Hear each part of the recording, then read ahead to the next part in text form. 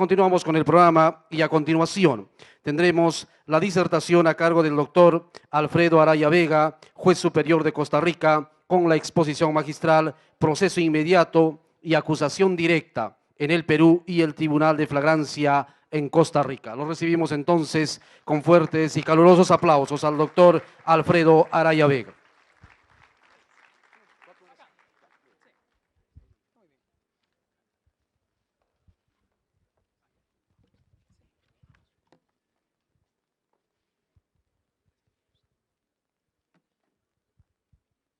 Gracias. Muy buenas noches a todos y a todas.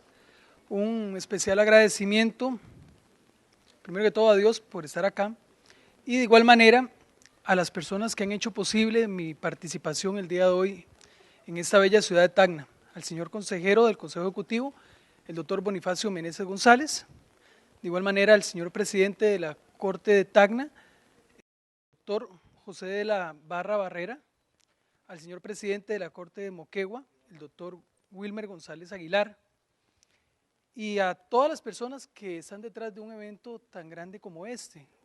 Yo siempre preguntaba, las personas inscritas, hay más de 700, y no solo en ese auditorio hay personas, sino que al lado se entera uno que hay cámaras donde a través de toda la tecnología hemos logrado unir a las personas presentes, y de igual manera en el resto del Perú, donde estas diferentes disertaciones del Congreso en Tacna es reproducida.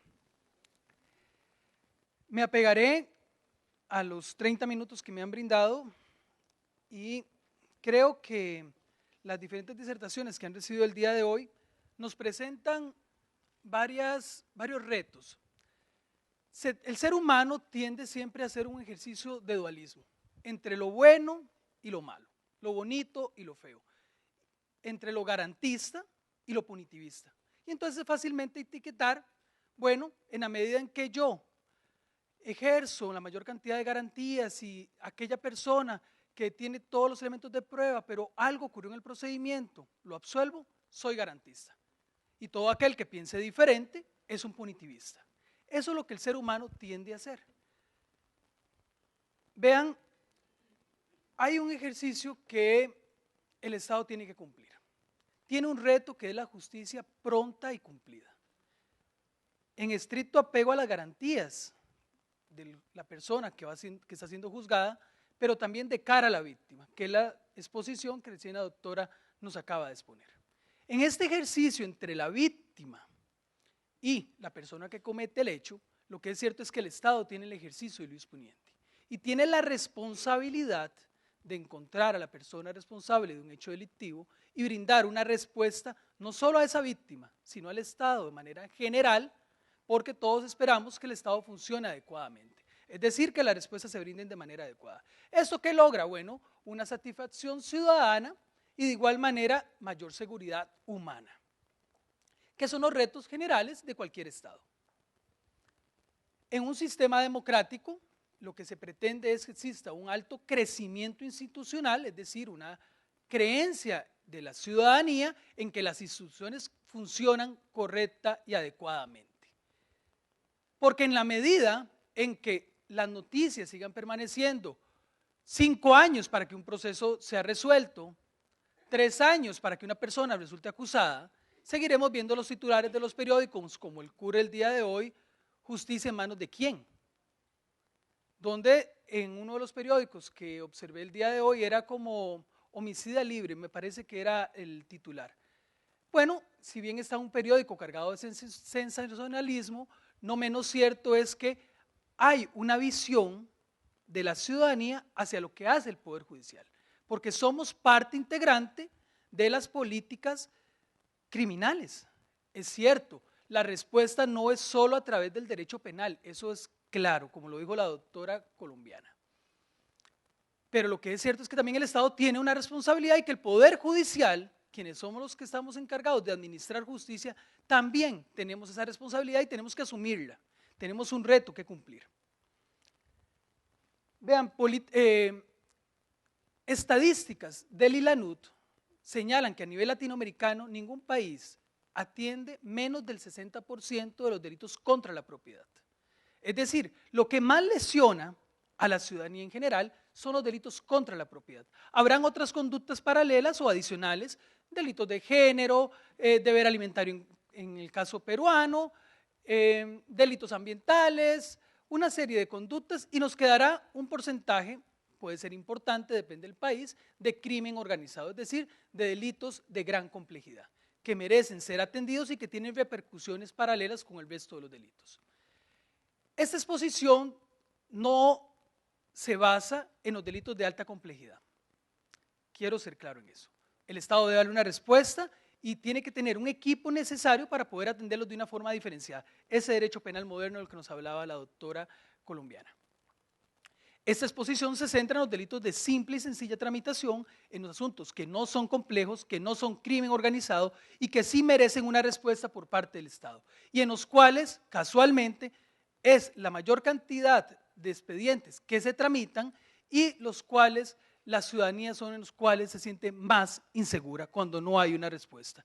Si una persona sale de este lugar y resulta que es asaltada y la persona es detenida, ¿cuánto dura ese proceso en que finalmente sea conocida en juicio? Y qué decepción para la víctima saber que los bienes que le encontraron, su teléfono celular a la persona que cometió el hecho, no le es devuelto de manera inmediata. Y que lo llaman a interponer una denuncia días después. Y que días después nuevamente lo llaman a una ampliación de denuncia, una entrevista, para que indique qué más elementos conocen en contra de esa persona que está siendo juzgada. Y más aún, por lo menos en el caso de Costa Rica, se rige por el tema de la puerta giratoria, donde más dura el imputado en llegar a la administración de justicia que en la cual sale. Y la propia víctima se da cuenta que en realidad es un saludo a la bandera porque la administración de justicia no está respondiendo de manera adecuada.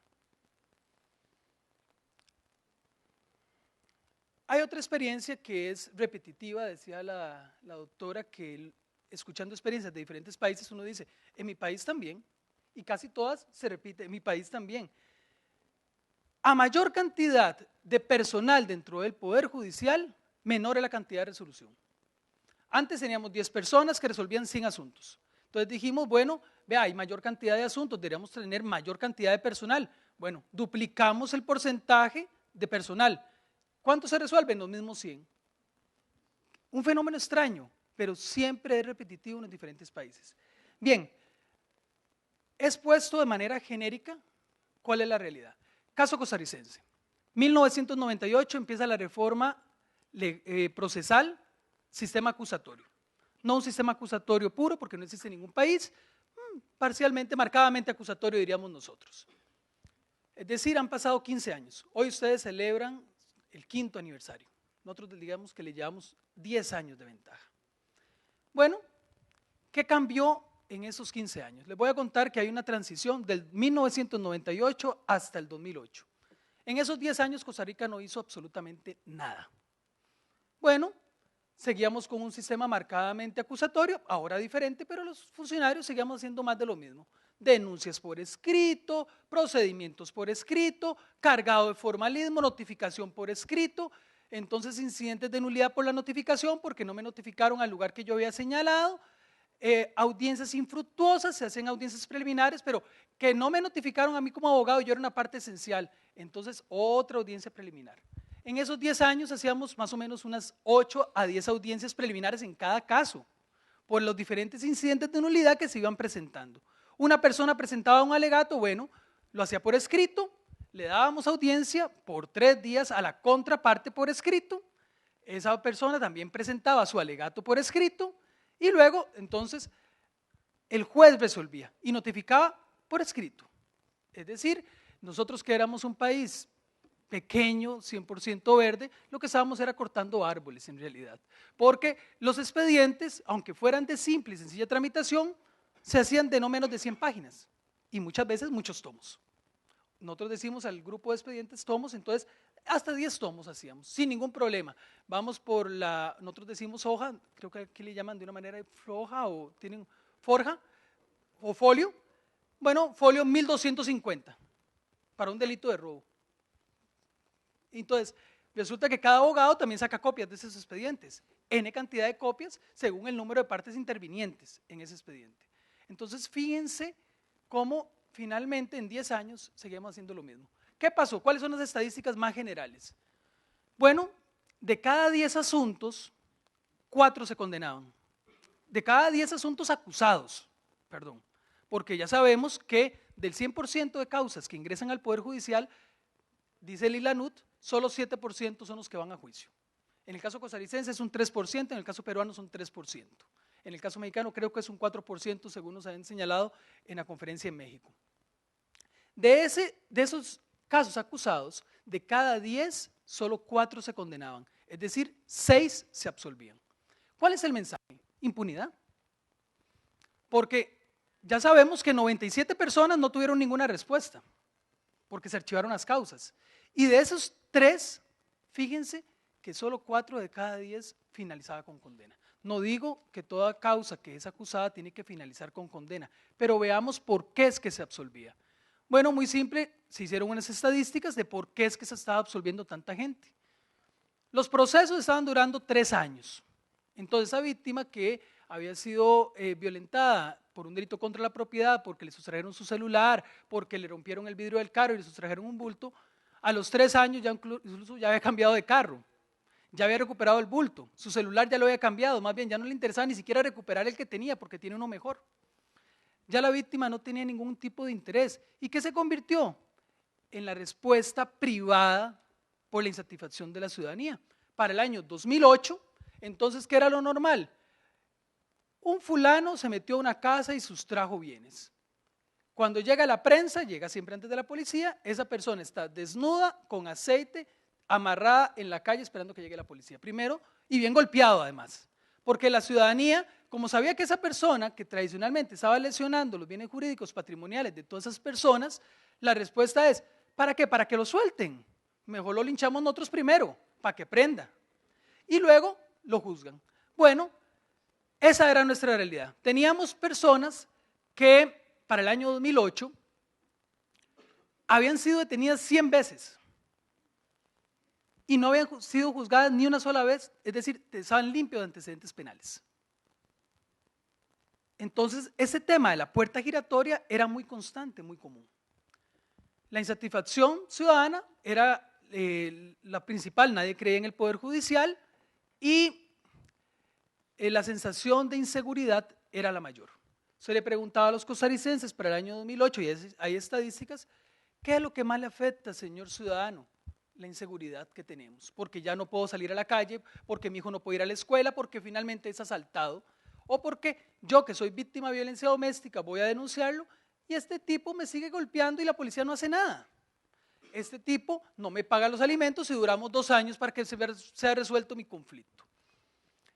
Bien, algo tuvo que haber ocurrido, pasaron 10 años y el sistema que nos decían que el acusatorio era el mejor, resulta que no era tan cierto, decíamos nosotros. Lo que pasa es que ningún cambio legal es una garantía, porque la garantía está en los funcionarios, en las personas que día a día hacen cumplir la ley. ¿Qué se cambió? Dijimos, ¿cómo es posible que una persona que haya sido detenida 100 veces no haya sido juzgada? ¿Cómo es posible que estemos durando 3 años en resolver esos asuntos? Entonces hicimos un estudio muy básico, pero a la su vez necesario. Si sabemos que el proceso penal tiene 3 etapas, etapa de investigación, etapa media y etapa de juicio, veamos a ver dónde están los filtros, qué es lo que está fallando. A nivel investigativo nos encontramos que el Ministerio Público había hecho algo interesante, había especializado fiscales. Y había dicho, bueno, vamos a tener fiscales para delitos complejos y fiscales para delitos simples. Entonces, casos de simple y sencilla tramitación, ese fiscal los acusaba en 15 días. Y eso estaba muy bien. Pero cuando la causa era enviada al juzgado penal con acusación, entonces hacían fila. Los casos complejos con los casos simples. Entonces, además del alto retraso judicial, ya sabemos que estábamos trabajando mal. Entonces, aunque ese fiscal durara 15 días acusando, se convocaba audiencia preliminar en 2 años. Y cuando se elevaba a juicio, duraba 1 año más. Es decir, por más que el Ministerio Público se había preocupado en acusar rápido, no tenía una respuesta continua por parte de los órganos jurisdiccionales. Entonces, se creó el Tribunal de Flagrancia. ¿Y qué es el Tribunal de Flagrancia? Lo que se dijo es, vea, el Ministerio Público está haciendo bien las cosas, pero no estamos teniendo una respuesta adecuada a nivel jurisdiccional. Del juzgado penal, que hay 10 jueces, saquemos a uno, que atienda solo casos de simple y sencilla tramitación. Es decir, que si el Ministerio Público acusa en 15 días, convoca audiencia preliminar de una vez. Y en 5 días nos vemos en audiencia preliminar, que es lo que establece la ley. Y del tribunal, que hay 10 jueces, de ahí saquemos a uno que vea asuntos de simple y sencilla tramitación de manera expedita. Con ese mecanismo, sin reforma legal, en un mes estábamos resolviendo los asuntos. Cambiaron las estadísticas para flagrancias. De cada 10 asuntos, se estaban condenando 8. Inmediatamente se modificaron los estándares. ¿Por qué? Porque la víctima estaba preocupada. Sabía que iba a tener una respuesta pronta y oportuna al conflicto. Ya esa puerta giratoria dejó de ocurrir. Yo les cuento nada más simplemente como experiencia. Una persona comete un delito contra la propiedad, estando vigente ese procedimiento de flagrancia. Resulta que decide hacer una terminación anticipada, creo que le llaman acá, nosotros llamamos procedimiento abreviado, y acepta los cargos. Como no tiene antecedentes penales, le imponemos 2 años y lo mandamos para la casa, diciéndole, si usted vuelve a cometer un delito, tiene que ir a descontar. Pórtese bien para que nada le ocurra. Esta persona fue detenida hoy, acudió y aceptó los cargos y hoy mismo se le dictó sentencia. Los asuntos en menos de 24 horas estaban resueltos. Muy bien. Esa persona sale de los tribunales y asalta a otra persona. Vuelva de vuelta. Y lo metimos de vuelta y en cuestión de 15 días esa persona tuvo que ir a descontar 4 años. 2 años del nuevo delito más los 2 que tenía. Eso fue un boom en el caso costarricense. La prensa entonces se preocupó. Miren, señores delincuentes, lo que está ocurriendo. Ahora la respuesta está durando un mes. ¿Qué es lo que ocurre? Nosotros no teníamos ninguna norma ni ningún procedimiento especial.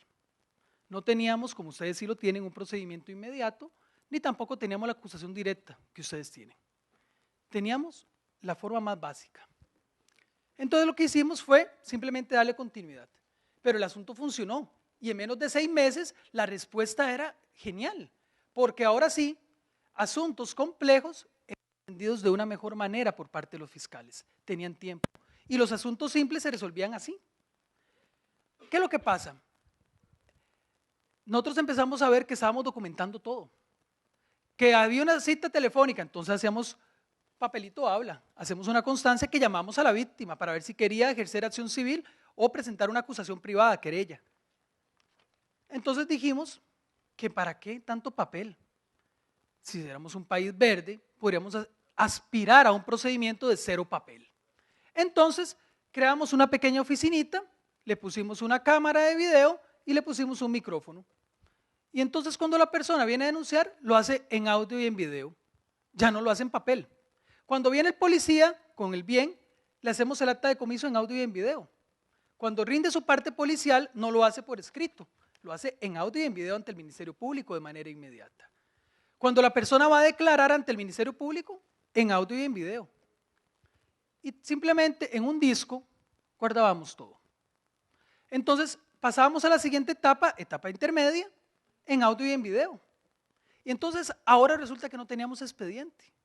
Lo que teníamos era un disco. Y entonces, ¿quiere copia del expediente? Sí, claro, deme un disco y se lo doy. Llave maya, con gusto. Para nosotros, tal vez no tanto yo, pero gente con una determinada edad, eso era casi imposible de pensar. Pero para los chiquitos que tienen 15 años, más bien dice, ¿por qué tan atrasados? No, utilicen mecanismos mejores. Mándenme un mensaje por WhatsApp para que yo vaya a la audiencia. ¿Por qué? Porque ya vienen interiorizados de una forma distinta. Y a eso es lo que tenemos que aspirar.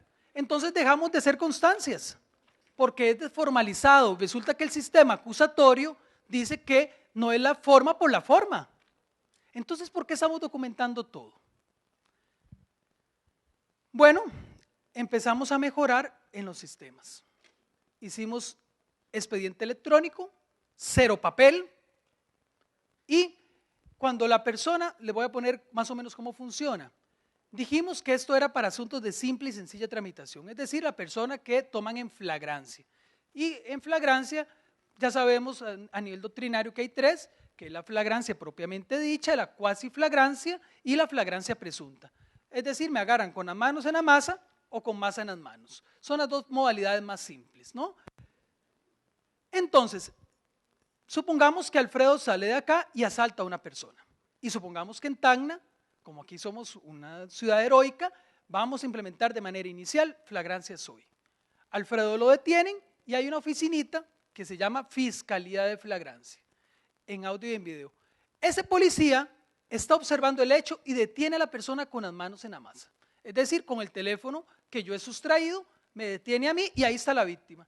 Y le dice, vea señora víctima, ay, fíjese que ya cambió el procedimiento, tenemos una fiscalía de flagrancia. Yo le voy a pedir que por favor vayamos a la fiscalía de flagrancia. ¿Qué hace ese policía? Se va con la víctima, se va con el celular que ha decomisado y se va con el imputado. Inmediatamente ese policía dice, aquí vengo a presentar un detenido flagrante. Y ahí hay un fiscal y hay un defensor público también que se ha creado para el efecto. Lo primero que se hace, se toma el parte policial. Y el parte policial lo que le dice es, mire, yo estaba en las cercanías no, aquí no es el tribunal, es otro lugar, cerca del Pato Donald, y observé que Alfredo asaltó a María. Y yo lo vi y él corrió y yo lo detuve y lo encontré con el celular de María. Ah, bueno, muy bien. Entonces, ¿cómo es el celular? Es este, queda grabado en audio y video. Ese policía inmediatamente se va para la calle a seguir trabajando. Ya cumplió. No hizo fila, no llevó el detenido hasta la delegación para luego llevarlo hasta los tribunales. En 20 minutos cumplió con su deber.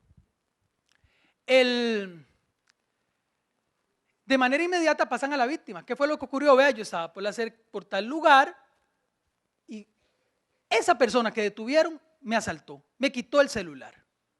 Bien, ¿cómo es el celular? Es negro, es pequeño, marca Nokia. Bien, señora, ¿es este? Sí, es este. Muy bien, vamos a proceder a devolvérselo. Señora, aquí está su celular. Ya esa persona se llevó su celular. Señora, le vamos a pedir que por favor nos deje un teléfono para mandarle un mensaje de texto, déjenos un correo, díganos a dónde nos comunicamos, con su hermana, con su madre, para decirle cuándo es el juicio. ¿Y cuándo más o menos se espera? En menos de un mes, no se preocupe. Esa víctima se fue satisfecha porque recibió de una fiscalía amigable una respuesta pronta y oportuna. Bien, inmediatamente se pide una audiencia ante el juez para pedir medidas de coerción y de igual manera la declaratoria de competencia. Caso peruano. Ustedes tienen dos normas que nosotros no teníamos. Ustedes tienen un procedimiento inmediato y tienen una acusación directa. La acusación directa en el artículo 336.4 y el proceso inmediato en el artículo 446. Vean, cuando yo leo la exposición de motivos de ambas figuras, tanto de la acusación directa como del procedimiento inmediato, dice lo siguiente, que es un mecanismo de aceleración procesal, que lo que se busca es evitar trámites innecesarios, se busca generar respuestas rápidas al conflicto, una economía procesal, lograr la eficiencia y la razonabilidad procesal, que asuntos de simple y sencilla tramitación sean resueltos de manera oportuna a través de simplificación y celeridad, que haya una actividad probatoria mínima. ¿Y qué semejanzas tienen esas figuras adicionales? Primero que todo, que hay una acusación del Ministerio Público, que hay deberes de imputarle a esa persona posiblemente responsable cuáles son los hechos por los cuales se le persigue. Y además, que culminadas esas diligencias básicas, el fiscal diga, yo no ocupo nada más para investigar. Con esto me voy. Aquí tengo a la víctima, tengo el celular, tengo al policía. ¿Quién más quiero? No requiero ninguna diligencia, con eso puedo presentar el caso. Porque dice en la exposición de motivos, lo que se pretende a través de estos dos institutos de acusación directa y procedimiento inmediato es potenciar los principios de oralidad, inmediación, contradicción y publicidad. Nada más parecido al sistema acusatorio. Entonces, si ustedes tienen las figuras, veámoslas. En acusación directa el fiscal con una mínima actividad que le es presentada dice yo estoy listo, me voy ante el juez de etapa intermedia y presento acusación y luego a juicio, primera posibilidad. Procedimiento inmediato, el fiscal ante ciertos presupuestos y oigan qué curioso, ante flagrancia delictiva, primer presupuesto, ante confesión del imputado o elementos de convicción evidentes. En esos 3 presupuestos, nada más lo que dice el fiscal es, vea, señor juez de etapa preparatoria, yo estoy listo, hágame un salto, me evito la etapa intermedia que no va a haber y me voy a juicio contra esa persona. Tienen 2 institutos bastante adecuados para compatibilizar el procedimiento de flagrancia, para potenciar los mismos principios básicos del sistema acusatorio. A Costa Rica le ha servido. Ustedes no se imaginan la tasa de descongestión que tenemos en este momento. Ya la inseguridad ciudadana no es el problema, ahora la corrupción, porque bueno, la presidenta viaja a Perú en vuelos privados y hace cosas que no debe y otras cosas que no vamos a conversar, o hay algunos funcionarios que abren sociedades anónimas y compran casas aquí bastante valiosas, ¿verdad? Etcétera. Pero fíjense, a través de esos sistemas que tenemos en común, tenemos un juez penal, sea de preparatoria o de intermedia, que controla la competencia de ese procedimiento especial y un tribunal de juicio que sentencia. ¿Qué es lo que necesitamos? Ponerlos a funcionar, ponerlos a ejercer adecuadamente, que no hagan fila los casos, sino que se resuelvan de manera diferenciada. Si son asuntos simples, ¿para qué esperar? Bien, ¿qué mejoras deben tenerse? Primero que todo, las audiencias orales son para informar a las partes qué es lo que se está resolviendo. Si una parte me hace una gestión, le digo a la contraparte, ¿qué opina usted de eso? Yo no le tengo que dar audiencia por escrito para que me conteste. Ahí está, litigue. Y el juez resuelve oralmente a las partes. Y si resuelve oralmente, ¿para qué le va a notificar? Están quedando notificados en el acto. ¿Cuánto tiempo nos hemos ahorrado simplemente por no hacer una audiencia desformalizada? Ah, no, aquí vino usted a pedir competencia y ahora me está pidiendo medidas de coerción, no puede ser. No, la audiencia tiene que ser dinámica. Cuanta gestión haya que hacer, que la hagan ahí, el juez resuelva y quedaron notificados. Tiene que haber una asunción clara de los roles de cada una de las partes, de la defensa del Ministerio Público y un juez, eso sí, equidistante a ellos, que resuelva el conflicto. Tienen que lograr una intercomunicación digital de los órganos de control. En flagrancias, inmediatamente que la persona es detenida, llega Bonifacio detenido, inmediatamente nos metemos a migración. Digitalmente podemos saber si esa persona ingresó o no legalmente al país. Podemos saber también digitalmente si tiene o no tiene antecedentes penales a través de consultas. ¿Por qué necesitamos una certificación? No estamos bajo el principio de libertad probatoria. ¿Usted desconfía de esto que tengo aquí? Entonces certifíqueme que no es así. Tenemos que suprimir las diligencias probatorias innecesarias. ¿Por qué si tenemos al detenido, tenemos el celular, tenemos al policía? ¿Qué más quieren? Una constancia de nacimiento que la ofendida se llama de esa manera. ¿Para qué? ¿Para qué? Vea qué se puede lograr. Primero que todo, las notificaciones electrónicas son una obligación. A partir de ahora, las personas señalan un correo electrónico. Todos nos comunicamos por correo electrónico. ¿Para qué quieren que le sigan notificando por papel? ¿Cuánto costo económico le representa esto? Eso me hace recordar a don Luis Paulino. Disminuyó el presupuesto en una tercera parte, solo suprimiendo el papel. Le generaba para mayor cantidad de obras institucionales, simplemente suprimiendo el papel. El expediente virtual, la grabación en audio y en video. Es cierto, puede ser caro poner una cámara de video y un micrófono, pero ¿cuánto le representa eso en ganancia versus suprimir el papel, darle copia a todas esas partes y además tener funcionarios que vayan a hacer todas esas funciones? Hay un proverbio hindú que dice, no basta con querer, hay que saber el camino. El camino no lo forja Costa Rica, eso no es cierto. El camino lo forjan ustedes mismos peruanos, que tienen los institutos y los pueden echar a andar, a la peruana, por supuesto.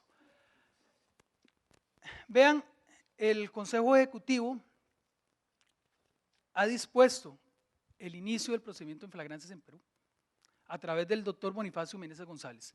El doctor Bonifacio ha ido no menos de 4 ocasiones a Costa Rica, ha conocido las experiencias de México, Colombia, en Venezuela, donde hemos tenido la oportunidad de participar en cada una de ellas. El procedimiento de flagrancias no es nuevo, en todos los países existe, bueno, no en todos, en la mayoría. que no se apliquen. Aquí lo que dirían es, vea, ¿por qué es que el procedimiento inmediato no se ha hecho? Bueno, yo le diría que tal vez puede ser por miedo a los fiscales, porque prefieren la vía ordinaria, retrasar todo el asunto. Pero échelo a andar, tienen las figuras, nosotros no las teníamos, ustedes tienen los institutos, simplemente háganlo. Y ojalá que la experiencia costarricense sirva como un modelo de justicia pronta y cumplida, que es a lo que todos aspiramos, y la responsabilidad social que tenemos hacia esa ciudadanía que nos demanda porque nos pagan nuestros salarios para que nosotros hagamos nuestro trabajo bien. Muchísimas gracias y muy buenas noches.